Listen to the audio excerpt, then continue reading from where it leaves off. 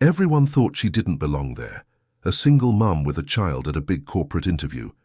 But the millionaire CEO's kindness turned that humiliating day into the start of a life-changing journey. The rain fell like tiny needles against the glass towers of Manhattan, each drop carrying the weight of Scarlett's anxiety. She clutched Noah's small hand tighter as they approached the gleaming entrance of Nova Gene Therapeutics, her worn shoes squeaking against the polished marble floor.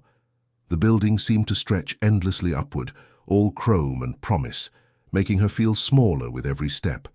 Her resume felt thin in her other hand, a collection of broken dreams and interrupted careers. She had no choice but to bring Noah. Babysitters cost money she didn't have, and this interview was her last shot at stability. The judgment in people's eyes was already starting, sharp glances from suited professionals who couldn't understand why a 5-year-old would be in such a place. Noah's eyes grew wide as they entered the lobby, immediately drawn to something magical in the corner. A large aquarium filled with bioluminescent fish cast dancing blue and green lights across the reception area, their ethereal glow hypnotic against the sterile corporate environment. While Scarlett fumbled with her documents at the front desk, trying to appear more confident than she felt, Noah slipped his hand free from hers. His tiny feet carried him toward the mesmerizing display, his face pressed against the cool glass as the luminous creatures swam in patterns that seemed almost choreographed. The receptionist barely looked up as Scarlett stammered through her arrival announcement. The weight of being unwanted pressed down on her shoulders like a heavy coat she couldn't remove. Adrian Cole arrived at his office building earlier than usual that morning, the rain having disrupted his typical routine. As the 32-year-old CEO of Nova Gene Therapeutics, he was used to arriving to an empty lobby, the silence helping him prepare for another day of managing millions in research funding. But today, something different caught his attention. A small figure standing transfixed before the aquarium installation he'd personally commissioned. The child's wonder was pure, untainted by the corporate world that surrounded them. Adrian found himself slowing his usual brisk pace, intrigued by the innocence that seemed so out of place in his carefully controlled environment. His expensive Italian shoes made no sound on the marble as he approached, his usual armor of professional distance momentarily forgotten. "Which fish do you think shines the brightest?" Adrian asked softly, crouching down to Noah's eye level. The little boy turned, showing no fear, only excitement at having someone share his fascination.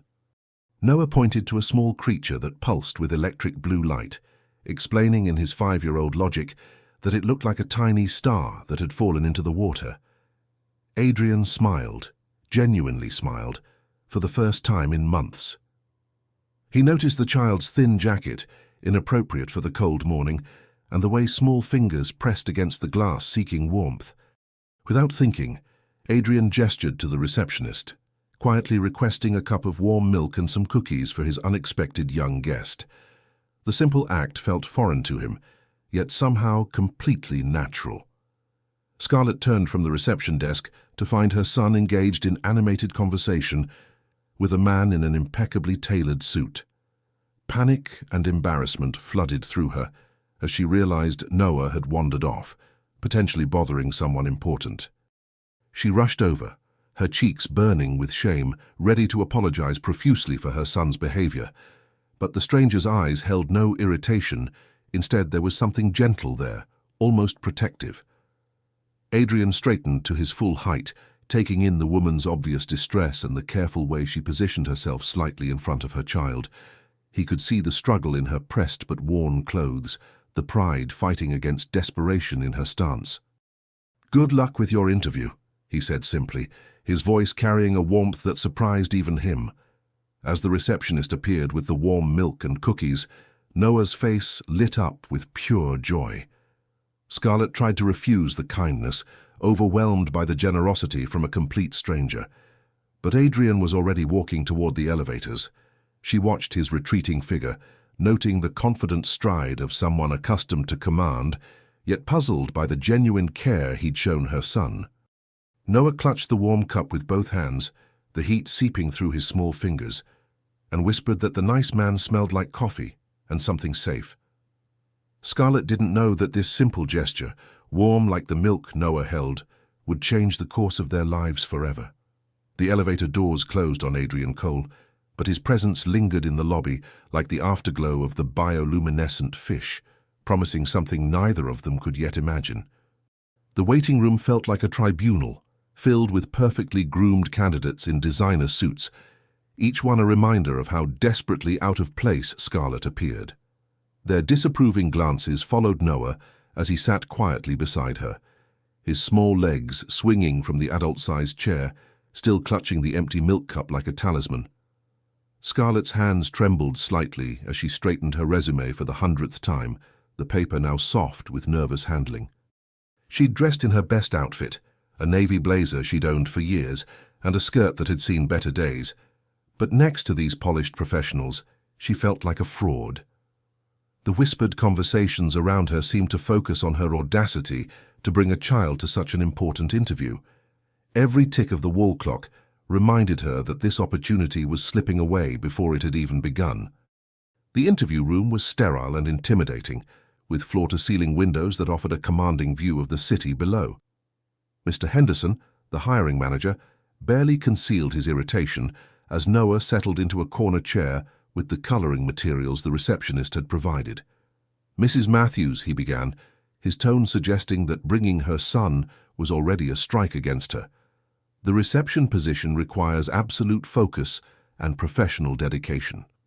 His emphasis on absolute felt like a weapon aimed directly at her motherhood. Scarlett straightened her spine, drawing on reserves of strength she'd built through years of loss and struggle.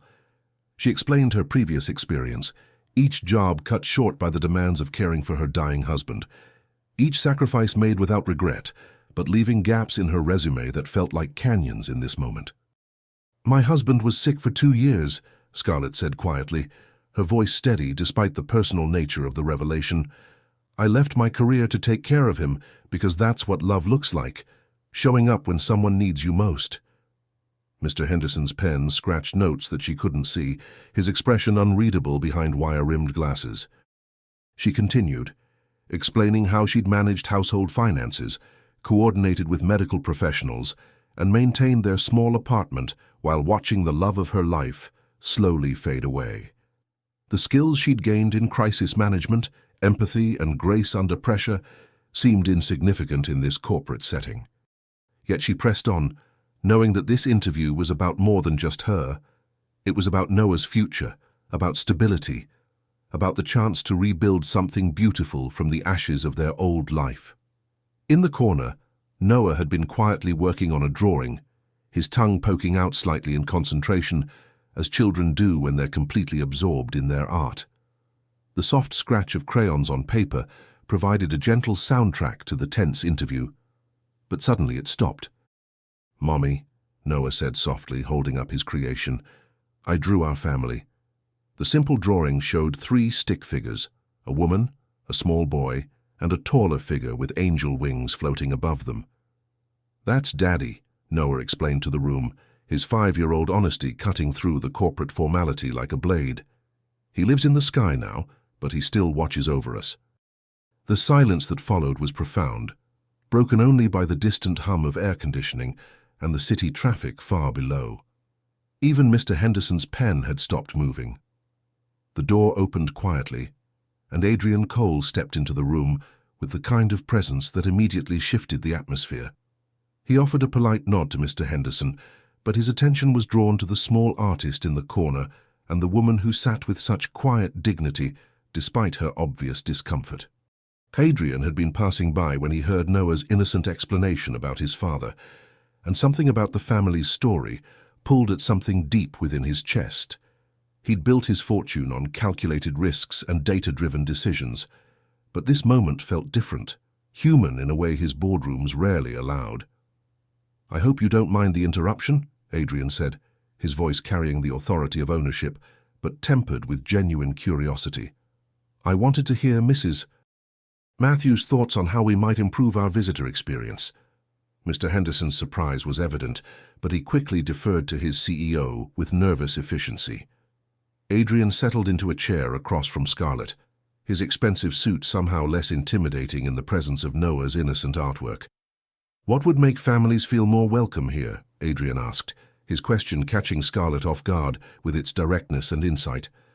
She glanced at Noah, then back at this powerful man who had shown her son such unexpected kindness in the lobby. For the first time since entering the building, she felt like her perspective might actually matter.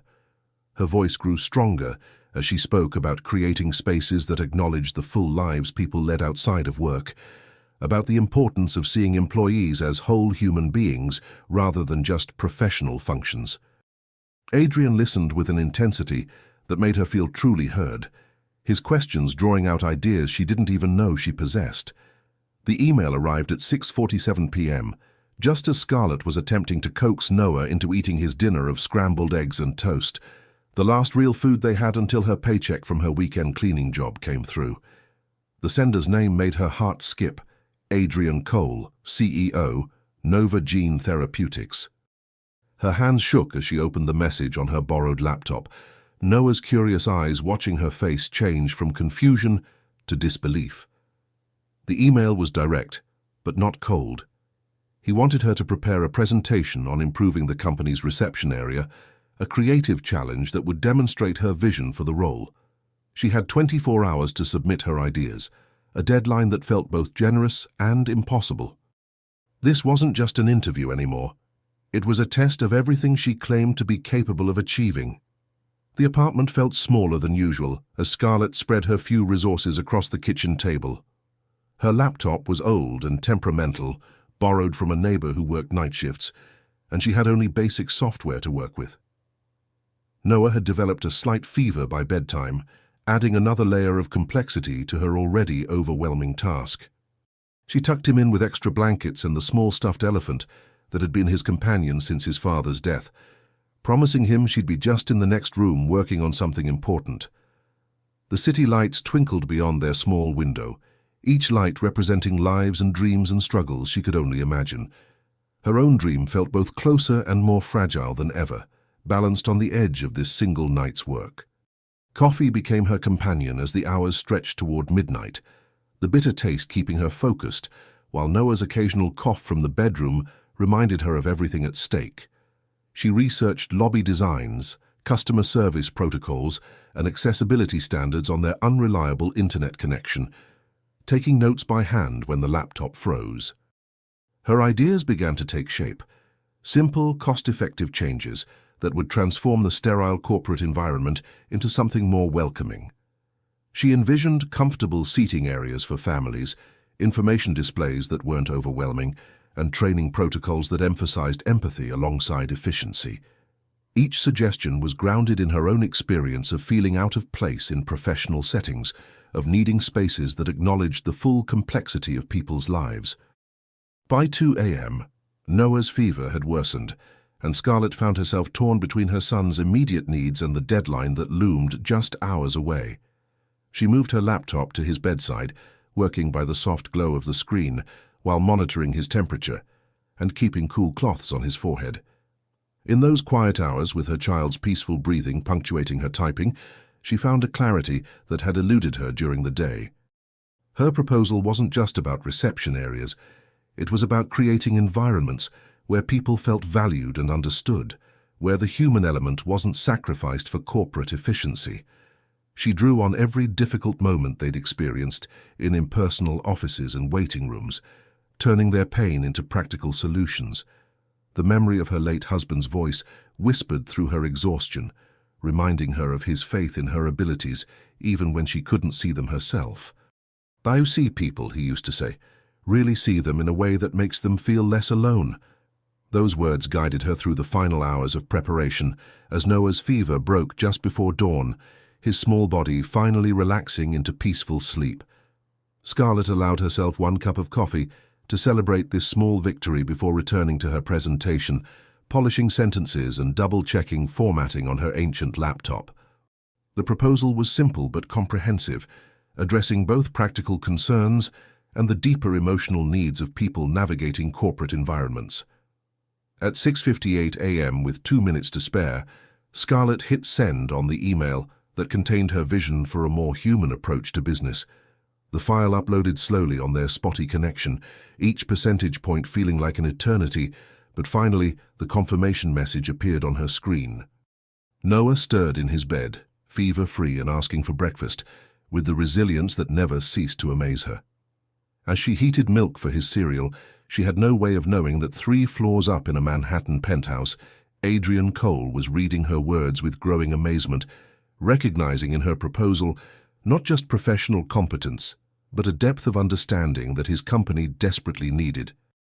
Adrian's call came at 11:30 a.m. on a Tuesday, catching Scarlett in the middle of folding laundry at the local laundromat where she could use the Wi-Fi while Noah played quietly with his toy cars. The number was unfamiliar, but something made her answer despite her usual caution with unknown callers. His voice was exactly as she remembered, confident yet somehow gentle, carrying the authority of someone accustomed to having his words matter. "Mrs. Matthews," he began, and she could hear the smile in his voice. "Your proposal was exceptional, more than exceptional. It was exactly what Nova Jean needs." The offer that followed seemed almost surreal, not just the receptionist position, but the autonomy to implement her ideas and flexible hours that would allow her to care for Noah without compromise. The first weeks at Nova Jean felt like stepping into a different version of herself. Scarlett arrived each morning with Noah in tow, the boy's presence gradually becoming as much a part of the lobby's atmosphere as the bioluminescent fish that had first captured his attention. Her innovations began small, a children's corner with books and quiet activities, better signage that helped visitors navigate without stress, and a protocol for offering refreshments that felt welcoming rather than perfunctory. The reception desk became less of a barrier and more of a bridge, with Scarlett greeting each visitor as if they were entering her own home. Her genuine warmth transformed the sterile corporate environment in ways that couldn't be measured but were immediately felt by everyone who entered. Noah thrived in this new environment, his natural curiosity and charm winning over employees who had initially been skeptical about a child's presence in their professional space. He learned the names of regular visitors, remembered their preferences, and had an uncanny ability to sense when someone needed a moment of lightness in their day. The cleaning staff adored him, the security guards saved him interesting stories from their shifts, and even the most serious scientists found themselves smiling at his innocent questions about their work. Scarlett watched her son flourish with a mixture of pride and relief, seeing him regain the confidence that had been dimmed by loss and financial struggle. This place was becoming more than just a job. It was becoming a community. Adrian found himself creating excuses to pass through the lobby more frequently, ostensibly checking on various operational details, but actually drawn by the transformation Scarlett had orchestrated. He observed how she handled difficult visitors with patience, how she anticipated needs before they were expressed, and how she made everyone feel valued regardless of their position in the company hierarchy. Her suggestions during staff meetings were always thoughtful, focused on human connection rather than just efficiency metrics. There was something about her approach to work that reminded him why he'd started his company in the first place, to make people's lives better, not just to accumulate profit.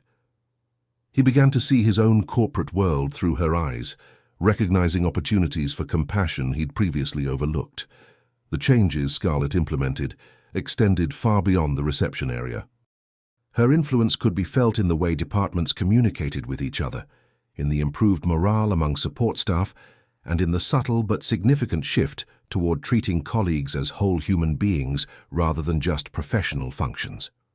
Visitors began commenting on the welcoming atmosphere, and employee satisfaction surveys showed marked improvements in areas related to workplace culture and support.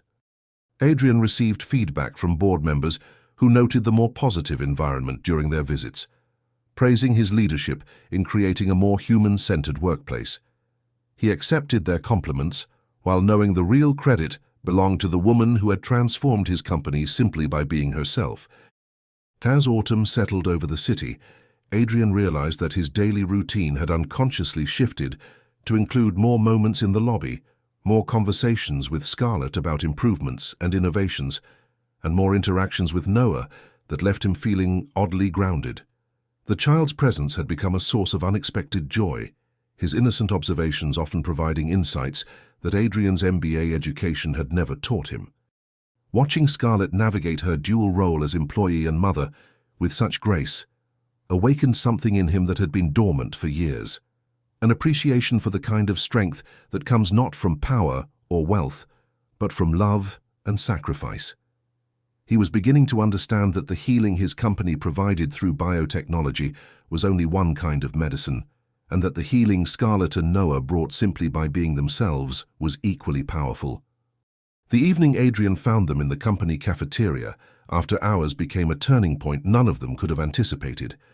Scarlett had stayed late to finish monthly reports, and Noah sat quietly at a corner table with a picture book about ocean life, his small finger tracing the outlines of creatures that reminded him of the lobby aquarium. The building felt different in the evening quiet, more intimate somehow, stripped of its daytime bustle and corporate urgency. Adrian had returned to retrieve some forgotten files when he heard Noah's soft voice reading aloud to himself, the words slightly mispronounced, but filled with such concentrated effort that it stopped him in his tracks. The scene before him, mother and child creating their own small world of warmth in the sterile cafeteria, stirred something deep in his chest. "Mind if I join you?" Adrian asked softly, not wanting to intrude but drawn by an impulse he didn't fully understand. Noah looked up with delight, immediately launching into an explanation of his book, while Scarlett gathered her papers with slight embarrassment at being caught in such a personal moment at work. But Adrian seemed genuinely interested in Noah's commentary on marine bioluminescence, asking questions that encouraged the boy's natural curiosity. When he noticed they hadn't eaten dinner, he quietly arranged for soup and sandwiches to be brought up from the executive dining room, his gesture so natural that it felt less like charity and more like the kind of care family members show each other. The three of them shared an impromptu meal in the empty cafeteria, conversation flowing easily between Noah's observations, Scarlett's gentle corrections, and Adrian's surprisingly patient engagement with their family dynamic. The comfortable silences that developed between them felt more intimate than any conversation. Adrian watched how Scarlett automatically cut Noah's sandwich into smaller pieces, how she listened to his stories with complete attention despite having heard similar tales dozens of times, how she smoothed his hair when he grew tired. These small gestures of maternal love were foreign to his experience. His own childhood had been marked by boarding schools and nannies, parents who showed affection through trust funds rather than presents. Scarlett, in turn, noticed how Adrian seemed to relax in Noah's company, how his corporate armor softened when faced with a child's unguarded trust. There was something lonely about him despite his success, something that responded to their simple warmth like a plant reaching towards sunlight. But their growing closeness hadn't gone unnoticed by others in the company. Whispers began circulating among certain staff members, speculation about the nature of Adrian's attention to his receptionist, crude jokes about single mothers and wealthy bosses, insinuations that made Scarlett's cheeks burn with shame when she overheard fragments of conversation. The gossip felt like poison seeping through the positive environment she'd worked so hard to create. Some colleagues who had previously been friendly grew distant, their smiles becoming forced, their interactions taking on an awkward formality that hurt more than outright hostility. Scarlett began to second-guess every interaction with Adrian, wondering if kindness was being misinterpreted as something inappropriate. Adrian became aware of the rumors during a management meeting when a senior executive made a snide comment about employee relations that left little doubt about its target. His response was swift and decisive.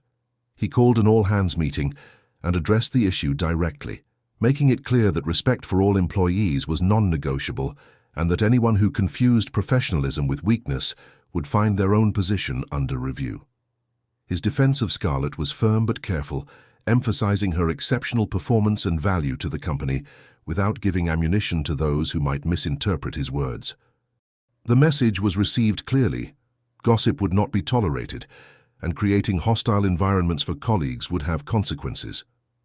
That night, when Noah spiked another fever, Scarlett found herself alone and overwhelmed, trying to balance work responsibilities with her child's needs. She had no family nearby, no support system beyond the tentative friendships she'd built at work, friendships that now felt complicated by the office gossip. As she sat in the emergency room at 2 a.m., Noah finally sleeping peacefully in her arms, after receiving treatment for what turned out to be a simple ear infection, her phone buzzed with a text from Adrian checking on them. He arrived 20 minutes later with medicine, children's Tylenol and groceries for the next few days, having somehow anticipated needs she hadn't even expressed. As they sat in her small apartment's living room, Noah curled between them on the couch, Adrian quietly shared pieces of his own story. Parents who were too busy building empires to build relationships, a childhood spent in impressive but empty houses, the way success could insulate you from connection if you weren't careful. The morning everything went wrong started like any other, with Noah chattering about his dreams while Scarlett prepared for another day at Nova Jean. But by 10 a.m., the reception area was buzzing with a tension that made her stomach clench with anxiety. A confidential document containing sensitive research data had gone missing from the executive floor, and somehow suspicion had fallen on her. Mr. Henderson, the hiring manager who had never quite warmed to her presence, was leading the investigation with barely concealed satisfaction, suggesting that her access to the reception area and her financial desperation made her a logical suspect. The accusation felt like a physical blow, striking at the integrity she'd spent her entire life building and protecting. The whispers that had begun weeks earlier now crescendoed into open speculation about her motives and character. Colleagues who had once praised her innovations now recalled them as suspicious, wondering if her helpful nature had been a cover for more sinister activities. The suggestion that her role as a struggling single mother made her susceptible to bribery or coercion cut particularly deep, turning her greatest source of strength, her love for Noah, into evidence against her. She sat at her reception desk, trying to maintain professional composure, while inside she felt herself crumbling. Noah, sensing his mother's distress, stayed closer than usual, his small presence both a comfort and a reminder of everything she stood to lose. The formal investigation was swift and brutal in its efficiency. Security footage was reviewed, computer access logs were examined, and Scarlett was questioned with the kind of intensity usually reserved for serious criminals. Each question felt designed to trap her, each pause in her answers interpreted as guilt rather than shock. She answered honestly, providing alibis and explanations, but could feel the tide of opinion turning against her with each passing hour. The other staff members avoided eye contact, unsure whether to show support or distance themselves from potential scandal. By afternoon, the whispers suggested that her termination was inevitable, that the investigation was simply a formality before she was escorted from the building. As evening approached, Scarlett began drafting her resignation letter with hands that shook despite her attempts to remain steady. She couldn't bear the thought of being fired, of having that black mark follow her to future job searches, of Noah seeing his mother accused of theft. Better to leave with some dignity intact, to control her departure rather than have it forced upon her. The letter was simple and professional, expressing gratitude for the opportunity while acknowledging that circumstances made her continued employment untenable. Each word felt like a small death, the end of the stability and community she'd fought so hard to build. She was printing the letter when Adrian's voice cut through the reception area noise like a sword through silk. "I believe there's been a misunderstanding," Adrian announced, his presence immediately commanding attention from everyone in the vicinity. He carried a folder thick with documents and a laptop displaying security footage that told a very different story than the one that had been circulating all day. With methodical precision, he presented evidence showing exactly how the document had been misplaced, not stolen but misfiled by a temporary employee who had since left the company. The real culprit was human error compounded by a flawed filing system, not corporate espionage or desperate theft. More damning still, Adrian revealed that certain individuals had used the incident to pursue personal vendettas, spreading rumors without basis, in fact, and creating a hostile work environment that violated multiple company policies. The vindication was complete and public, but Adrian wasn't finished. In front of the gathered crowd, he announced Scarlett's promotion to Coordinator of Guest Relations, a new position that would give her authority to implement company-wide improvements in customer service and employee relations. The role came with a substantial salary increase and the official recognition she'd earned through months of exceptional performance. As the crowd dispersed, some looking sheepish, others resentful, Scarlett sat in stunned silence at her desk. Noah tugged at her sleeve and whispered that he'd always known she was innocent because mommies don't steal, they only give. For the first time in her life, Scarlett felt truly seen, not just for who she was trying to become, but for who she had always been. In the months following her promotion, Scarlett's influence spread throughout Nova Jean like ripples in still water. Her new role allowed her to implement changes that transformed not just how the company treated visitors, but how employees interacted with each other. She introduced mentorship programs that paired senior staff with newcomers, created resource groups for working parents, and established protocols for handling personal emergencies that honored people's humanity while maintaining professional standards. The corporate culture began to shift in subtle but profound ways, becoming more collaborative, more supportive, more aware of the whole person behind each professional role. Board members noted the improved employee retention rates and increased productivity, attributing these gains to improved leadership without fully understanding that the real change agent was a former struggling single mother who simply treated everyone with dignity. Adrian found himself looking forward to their daily interactions with an anticipation that surprised him. Their conversations had evolved beyond work matters to include discussions about Noah's school projects, Scarlett's observations about human nature, and Adrian's growing awareness of how isolated his success had made him. She had a way of listening that made him feel heard rather than simply waited upon for decisions. When he mentioned struggling with insomnia, she began leaving cups of chamomile tea on his desk with small notes containing thoughtful quotes or gentle encouragement. These tiny gestures of care were foreign to his experience of relationships based on transactions or power dynamics, and they affected him more deeply than grand romantic gestures ever had. Noah's artistic talents continued to flourish in the supportive environment of Nova Jean, his drawings becoming increasingly sophisticated and emotionally expressive. He had progressed from simple family portraits to complex scenes that captured the essence of relationships and feelings with startling insight. His latest creation, presented to Adrian with the ceremony that children reserve for their most important gifts, showed the CEO sitting beside the lobby aquarium with a cup in his hands, surrounded by swirling colors that somehow conveyed warmth and safety. "This is you making people feel at home," Noah explained with the matter-of-fact tone he used for obvious truths. "Mommy says that's the most important thing anyone can do." Adrian accepted the drawing with the reverence it deserved, understanding that he was receiving more than childhood art.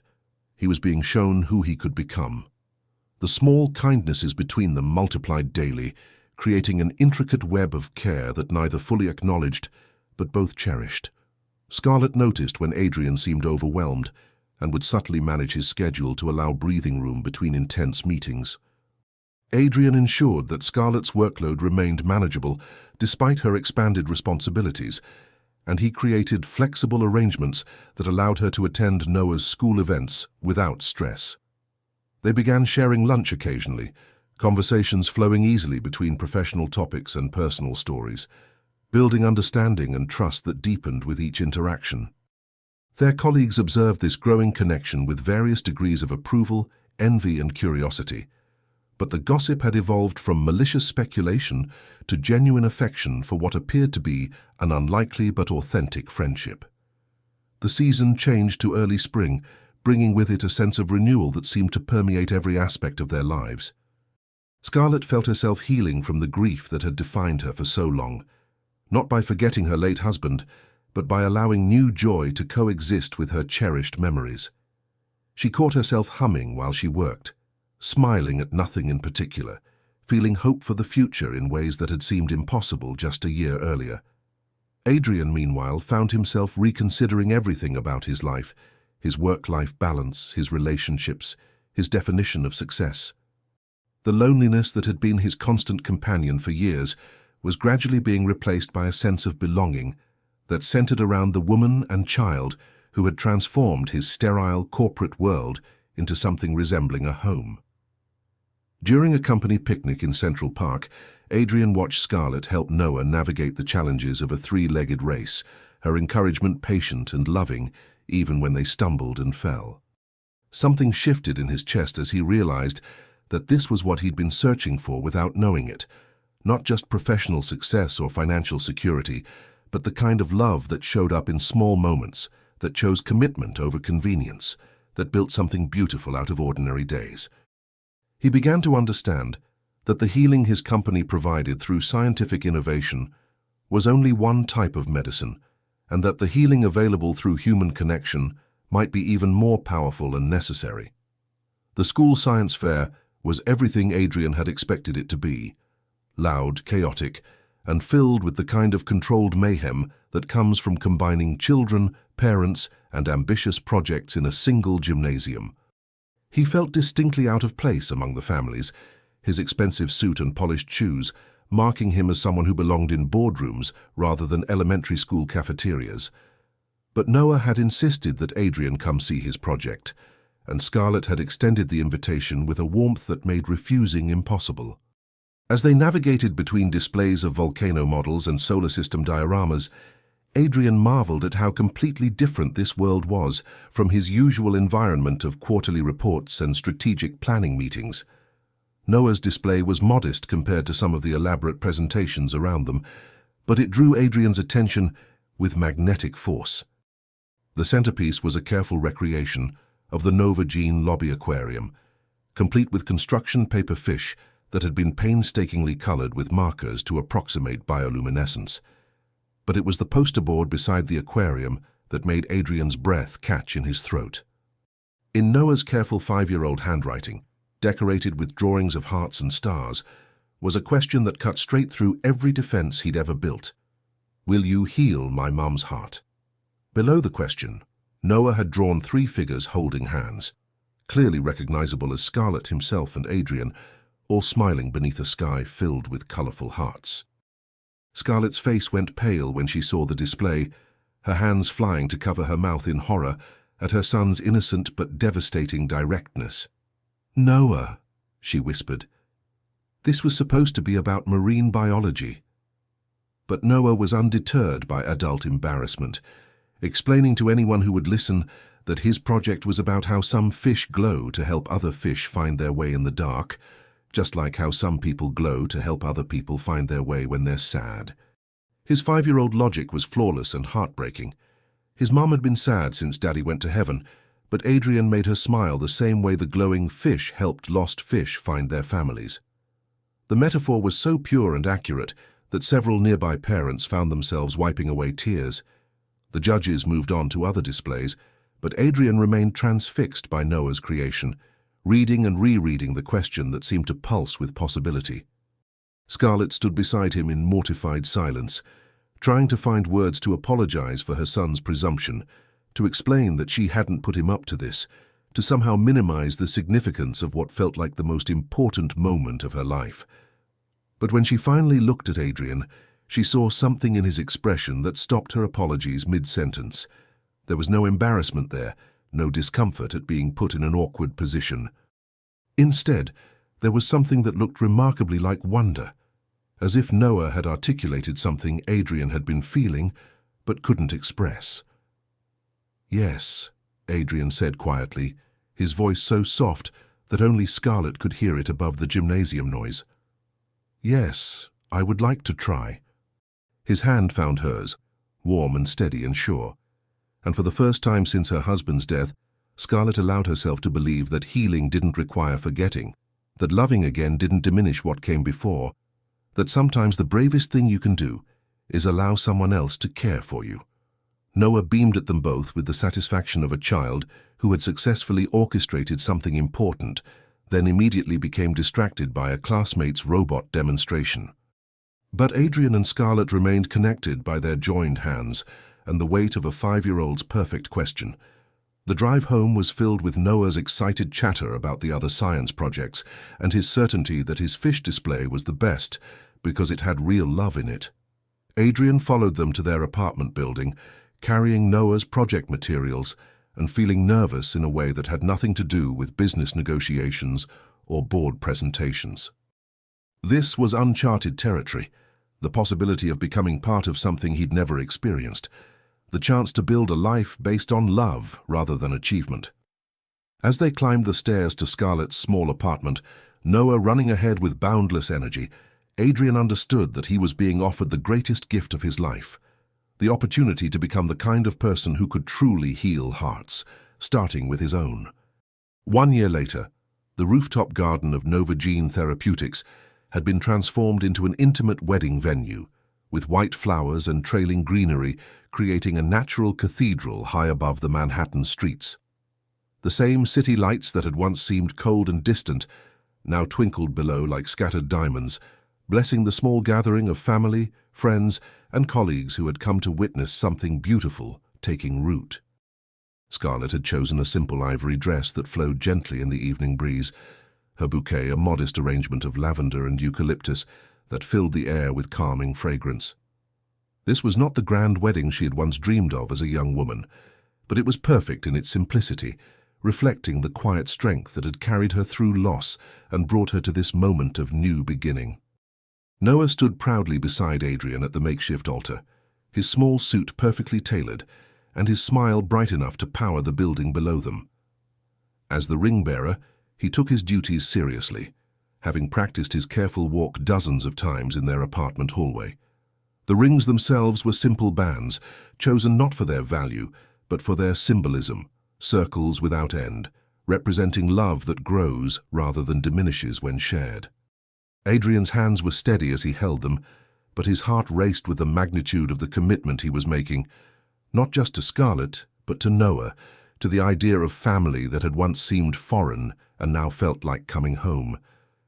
The small crowd watched with the kind of affection reserved for love stories that triumph over adversity, for second chances that prove the heart's capacity for renewal. When Scarlett appeared at the garden entrance, walking alone but not lonely, every person present felt the weight of her journey. She had lost a husband to illness, struggled through poverty and judgment, raised a child single-handedly while building a career from nothing. Yet here she stood, radiant not with the naive glow of first love, but with the deeper beauty of someone who had learned that love could coexist with loss, that healing didn't require forgetting, that the heart could expand to hold both grief and joy, without diminishing either. Her steps were sure as she walked toward Adrian, her eyes bright with tears that had nothing to do with sorrow. Behind her, the city spread out in all its complexity, a reminder of how far she had traveled from that rainy morning when she had arrived desperate for work and found instead a new life. Adrian's vows were simple but profound, spoken in a voice that carried to every corner of the rooftop garden. "I promise to see you," he said, "really see you, the way you saw possibility in broken things and beauty in forgotten places. I promise to love Noah as if he were my own son, because in every way that matters he already is. I promise that our home will be a place where feelings are safe, where mistakes are forgiven, and where love is shown through presence, not just words." His voice caught slightly as he added, "You taught me that taking care of people isn't just good business. It's the most important science of all." Scarlett's response was equally heartfelt, promising to believe in their love even when fear whispered doubts, to build something lasting from their shared commitment to showing up for each other every single day. The kiss that sealed their union was gentle and sure, witnessed by the Manhattan skyline and celebrated by the people who had watched their love story unfold in the offices and hallways below. Noah cheered loudest of all, immediately declaring to anyone who would listen that he now had a daddy who knows how to fix hearts for real. The reception was held in the same space, with string lights creating magic as guests shared stories of how Adrian and Scarlett's relationship had touched their own lives. Colleagues spoke of how their example had made the workplace more human, how their kindness had rippled through the company culture, how their love had reminded everyone that professional success meant nothing without personal connection. As the evening wound down and guests began to depart, the new family of three stood together at the garden's edge, looking out over the city that had brought them together. Noah was tired but happy, leaning against Adrian while Scarlett's head rested on her new husband's shoulder. They could see the Nova Gene building below them, its lobby aquarium still glowing with bioluminescent beauty, still drawing wonder from visitors who paused to watch the living light dance in the darkness. It seemed fitting that their love story had begun with that aquarium, with Noah's fascination for creatures that created their own light in deep places. In a universe governed by algorithms and genetic sequences, three hearts had discovered that love remains the most powerful force for healing, capable of transforming not just individual lives, but entire communities, one small act of kindness at a time.